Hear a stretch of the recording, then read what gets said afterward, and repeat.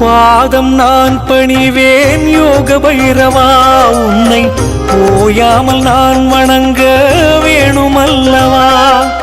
உன் பாதம் நான் பணிவேன் யோக பைரவா, உன்னை ஓயாமல் நான் வணங்க வேணுமல்லவா.